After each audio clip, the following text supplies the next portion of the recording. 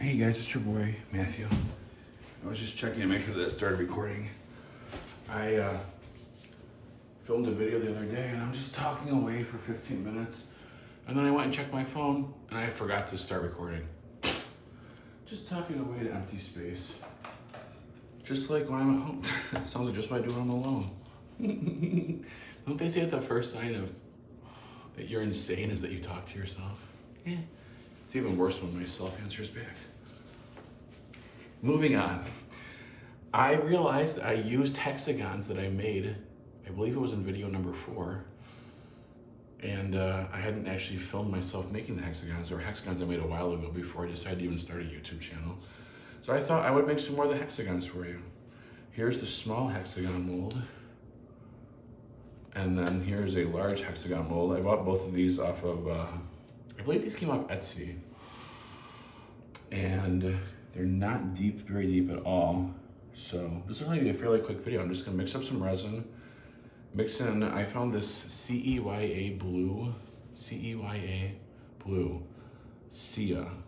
Reminds me of my favorite singer. Although obviously not spelled the same. I'm unstoppable. I'm a Porsche with no brakes. I'm invincible.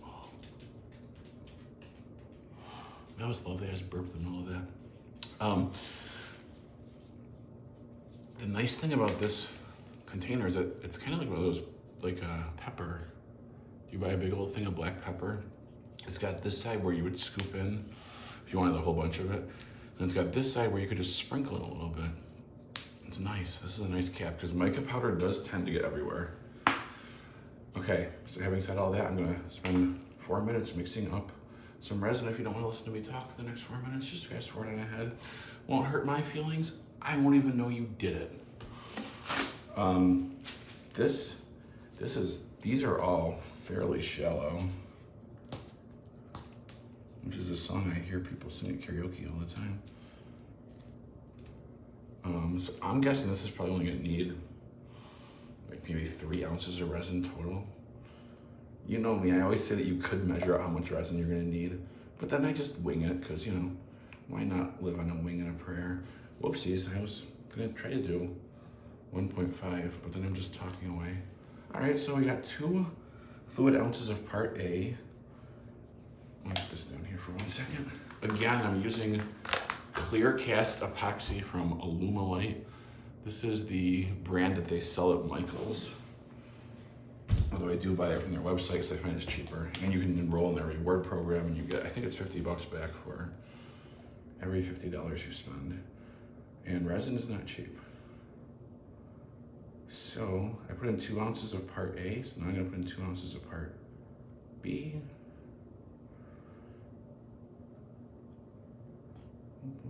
Two.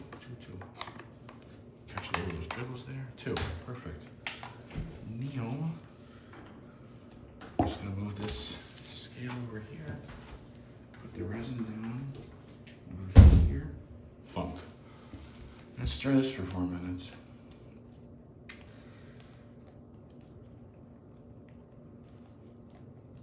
I'm hoping this is enough resin. Oh, hold on, let me just check the clock. Just so I know. It's 3:48. Okay, so 4 minutes would be 3:52. Yeah, except I don't know how long it's been 3:48 for. All right, so we'll go to 3:53 on the clock. All right, so when you stir up parts A and B, you wanna scrape down the sides of your cup just to make sure that not like a huge blob of resin gets stuck just there. It happens. Resin is sticky. It can be a pain to work with. It can be sticky and messy. And then scrape down the sides of the cup and also scrape down your stick because you want to make sure that all of part A and all of part B gets properly mixed and integrated. Otherwise, your resin might not set up correctly. And I've had that happen before where you go through the whole process, you pour the stuff in the mold, and then you come back a day later and it's still liquidy. And then you've usually ruined both the resin and the mold. It's impossible to clean out, especially if it's like partially set up. Anyways, just make sure to stir. Stir, stir, stir. This is a very calming, very regulating activity in my opinion. I like doing some things that are monotonous sometimes. Just to take a break, sit down, breathe in, breathe out, breathe in, breathe out, breathe in, breathe out. One of the reasons I like to do shapes like this, I have some circles and I have a whole bunch more in the basement that I'll probably be making into YouTube videos soon. But one of the reasons I like to make shapes like this is because it reminds me of my second grade art teacher, Miss Molly. That wasn't her name, by the way. That was her nickname. It might have been her middle name. I think it was just her nickname. Her name started with S, her first name. And I'm not gonna give any more identifying characteristics, but she always asked us to call her Miss Molly. And there was one day where we came in and she had all these like squares, circles, triangles, rectangles, hexagons, just sitting on a table like blocks, kind of like Lego pieces, but they were the basic shapes, basic geometric shapes. And she said, here, take these shapes, trace around them, color them in, see what you can create. And I created a mosaic out of a bunch of shapes. And I still have it in my basement. I'll show it to you someday. And she complimented it. And it was one of the nicest compliments that anyone's ever given me. It was a long time ago when I was 7. And I still think about that day often. Because that was the day I realized that I really am amazing. I can do anything I put my mind to. And other people love what I create. People who are safe for me, that is. Not my immediate family growing up, but my teachers were fairly safe. I like going to school. It's one of the few environments where I felt safe. Even when the kids picked at me, I'd be like, your bullying is literally child's play compared to the adult bullies in my life. So anyways, I like to make shapes because it reminds me of my second grade art teacher. And art was always my favorite class in school, with math being a close second. Hold on, I gotta get up to check the clock. Has it been 4 minutes? I think so. Let me just to make sure, because I think I might have been talking and not stirring for some of that 4 minutes. Let me just make sure to really scrape down the sides of the cup and scrape off the stick. Let me give it about 10 more seconds. This I think is gonna be a little bit of a quicker video because all I'm gonna do is add this mica powder in a second and then pour it in there and then torch it. Okay, so I don't know how opaque this mica powder is. I've never used it before. I'm gonna open the bigger side and I'm gonna pour in, just gonna estimate a little bit. There, let's try that to start. Let me mix this in here.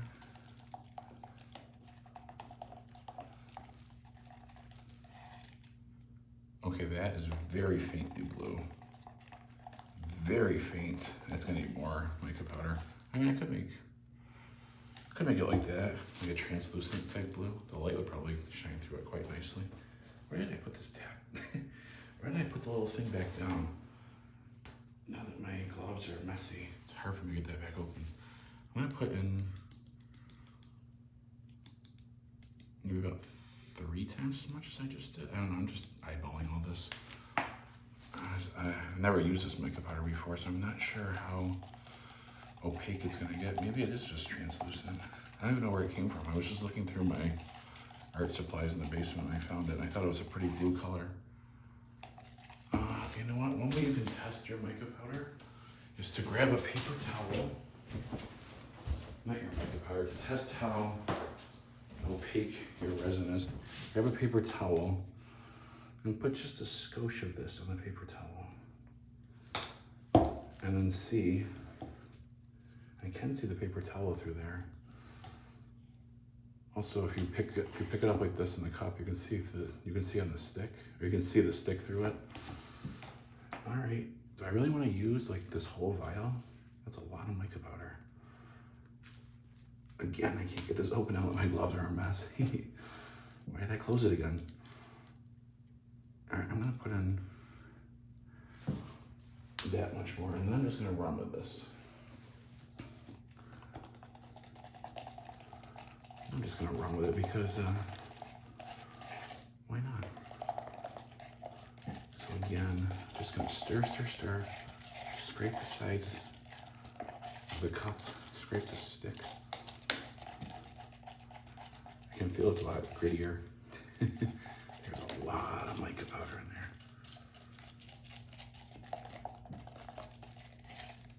Now if I take a skosh of this and put it on here, it's about the same, isn't it? Well, that might be as dark as that mica powder is gonna get. Okay, let's go with it. One of the nice things about art is sometimes things don't turn out exactly the way you were planning in your mind's eye, but that's okay. Also, if you keep doing the same piece over and over again, you can keep doing the same piece over and over again, but usually it's better every time. Yeah, this is gonna be a little bit transparent. It's gonna be nice. It's also gonna be a little hard to tell because the mold itself is green and this mica powder is blue. It can be a little bit hard to tell what your finished product is gonna look like depending on the color of the mold, just because of how the eye processes light.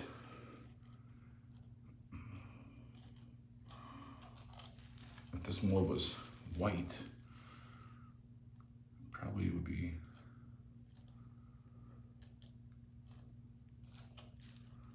a little bit easier to tell what your finished product is exactly gonna look like. But part of the fun of resin is that you never quite know what it's gonna look like when it's done. It's gonna be similar to how you left it, but as it settles, it's gonna change a little bit. These probably aren't gonna change overly that much because I'm only using one color. It's when you mix several different colors of resin together that you get all sorts of fluid effects and randomness that cannot really be planned for. It just happens. And I'm gonna have a bunch left over again because, again, like I said, I just winged. I just winged it as to how much resin I actually needed to mix it up. Just wing it. Might not live on a wing and a prayer. So now as those small ones are settling, I go back and try to fill in these big ones.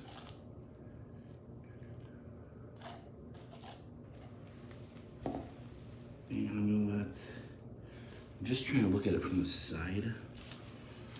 You can tell that a lot of people will put resin until it's doming.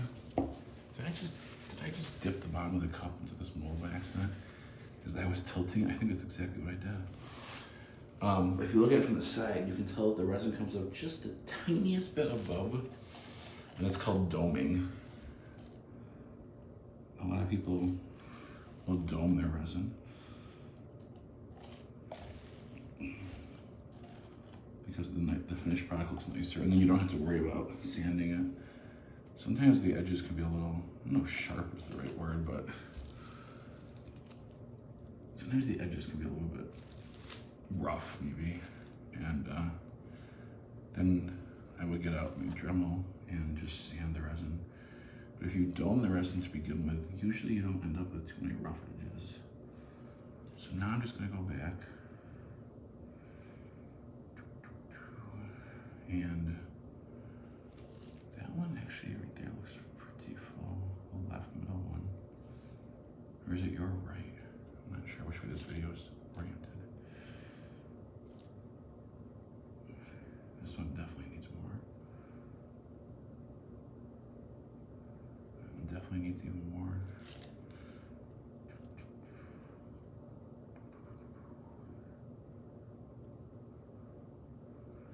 Okay.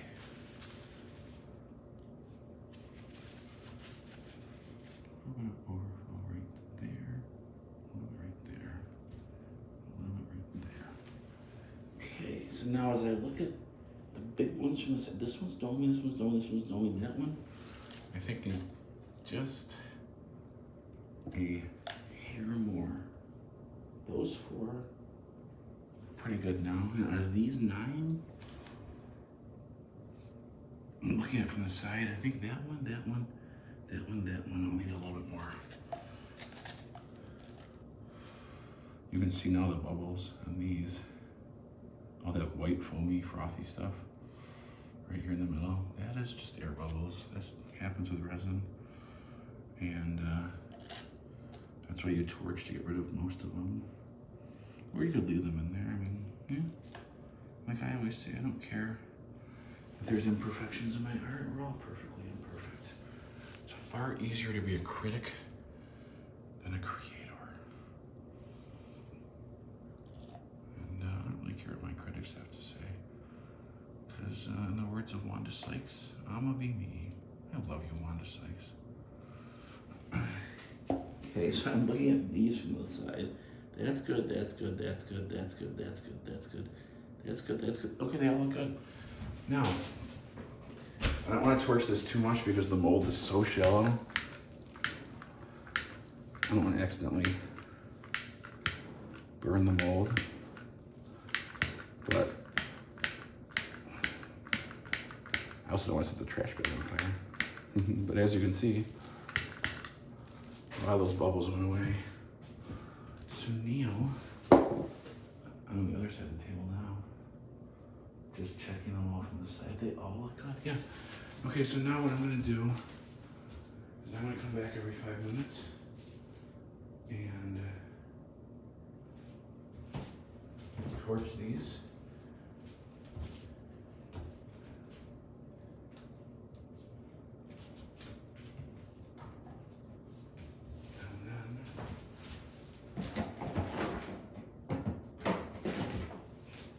I was just looking through some of my molds over here. It's kind of dirty, but it's okay. I have an extra mold here of like Lego blocks. Because I have more of this blue. I'm just gonna pour some of this in here.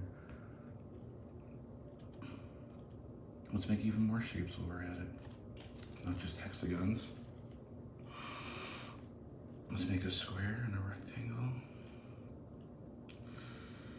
And then, how much resin do I have left? Probably enough for 2 more of these. Which ones do I want? Well, it depends on the size of them too. Let me make that L one. Why? Because it's an L. Because why the L not? I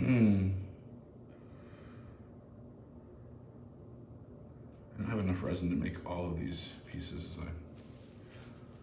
And then maybe one of these. I don't know if there's enough for this one. I do like that really long one, but I'm not sure I have enough resin in here. Yeah, let's just go for it. Like I always say, just live on a wing and a prayer. Because why not? And because why the L not? Yeah, there is enough here.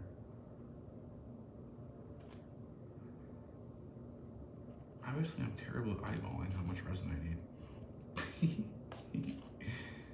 No, once I like get in the mood to do an art project, I just want to go. The setup, the cleanup, that's all the boring part. The actual creating process, the process of creating something, that's the awesome part.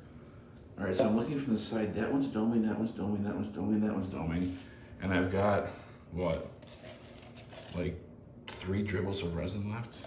Not enough. I don't think I even have enough for that smallest one. I don't think there's enough, so. All right, I'm just gonna throw the rest of this resin away because there's not much fun left. Resin is expensive, so I do try to use all of it. I don't wanna.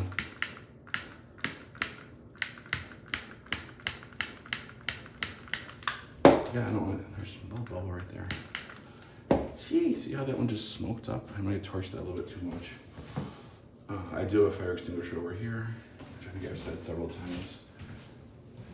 So, I'm gonna stop recording and then I will come back every 5 minutes or so to check and give this a really quick torch. And then I'll be back tomorrow to unmold some hexagons and then some other random shapes that I made for you. See you soon. Love you. Hey guys, I'm back. It's been about 24 hours for me. And these are ready to be unmolded. We got the hexagons and then a couple extra blocks. Or a couple of blocks that I made with the extra resin. So, let me just take off this old tote. Again, I try to put old totes on top of my art while it's still drying, just because like dust and stuff. There's always dust. You can't get rid of dust. They say the only two things in life that are sure are taxes and death. I think I should add dust to that list. It never goes away. Anyways, let's unmold these. I see that this one got a nasty air bubble right there after I had gone to bed and left it to set. Luckily, that's on the bottom side of the block. What I could do is I could file it down, depending on how popped up that is, and then put a little tiny bit more drop of resin in there, or I can just leave it the way it is. It's on the bottom. These were extra pieces anyways. I did come back and torch this time. These hexagons are super clear. I got rid of the bubbles from those. This one, I don't know, formed a nasty bubble after I let it just sit. All right, having said that, let me pop these blocks out of here. So I got this square, this 4x4. You know what I just realized? These blocks don't hook into each other because, right, there would have to be holes in the bottom of this mold. The mold would have to be made differently for these blocks to fit in, to lock into each other. And there's the L. There's something in the resin right there. I love when my art is, there's a little tiny bit of overflow right there that just ripped off. I love when my art is imperfect because, like I always say, we're all perfectly imperfect. And for people who insist that art needs to be perfect, for the critics out there, who cares? Don't listen to them. If they were capable of creating something this beautiful, they would create it. Instead, they're jealous. So they criticize those of us who can create things like this. You know what I'm thinking? Is this black background too dark? I did go and get this piece of poster board. Is this gonna look nicer? Also, I taped this bag, this trash bag to the table, and the tape is loose on that side. So it's time to probably throw it away.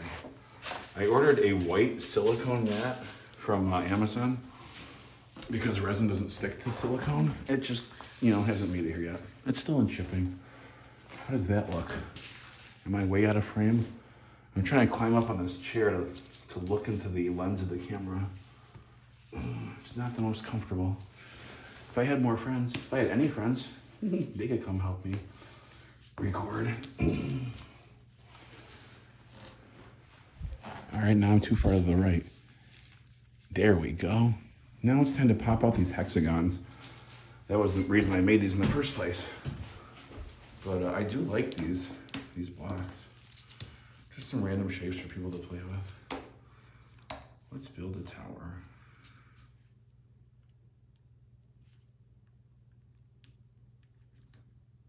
There we go. All right, Jenga, your turn. Pull out one of those without destroying it. Well, that sounds impossible. Oh, you lost. All right, let me just pop all of these into one of these millions of cups I have lying around. Okay. Now, the hexagons, this is what I was trying to make. Ooh, see, that popped out really nicely. And as you can see, I hope the camera's picking it up.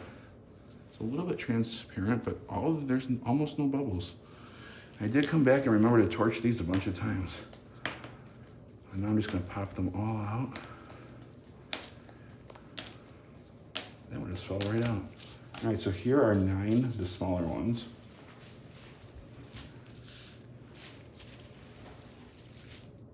Keep getting out of frame. I gotta figure out how to set this camera better, but it's also 1 o'clock in the morning. And I want to go to sleep at some point soon. What happens if I pop all these together? Oh, there we go. It's a Catan tile. You guys, anyone else play Settlers of Catan? Or any of its a million expansions? There you go. There's a mountain, which produces brick or ore. Can't remember. And now let me pop out these bigger ones. Yeah, those just popped right out. So, I'm gonna put 4 together like that. And we got 2 extra ones here. So, there you go. Little hexagons that anyone can play with. You know what if I turn this one so they're both oriented in the same direction? Can you see the top of my head right now? Check for male pattern baldness while you're there. It scares me. Although I am 42 and I still have a bunch of hair, so maybe oh, I see. There's the tiniest bit of overflow right there. Can you see this? If I get this up really close to the camera, you see there's like a little nub right there. Oh, now it's focusing on it. There are 2 things you can do. One, you can take a scissors like this and just cut off that little piece of overflow. Or you could take a nail file like this, which I bought in the beauty aisle of the supermarket. And you can file it down. This one is big enough that I think I can just take a scissors and go, boom. Yeah, it just fell somewhere. And then, oops, I'm out of camera. There you go. That little extra piece is gone. Oops, sorry. Ooh, I just dropped everything. I have carpal tunnel, so my fingers get numb all the time. It also makes it hard to paint and do other art sometimes. But I find myself dropping things constantly. And I just don't feel like having the surgery because, I don't know, somehow I don't trust someone to cut into my hands. I'm just kind of terrified of surgery. Anyways, now that I cut off that extra nub, oh, those fit together a lot better now. Speaking of which, I think that was the piece of nub right there. All right, these are these beautiful hexagons that I made, which you can play with if you make them. Let me know what you think in the comments below. Don't forget to like, share, and subscribe. We'll see you in the next one.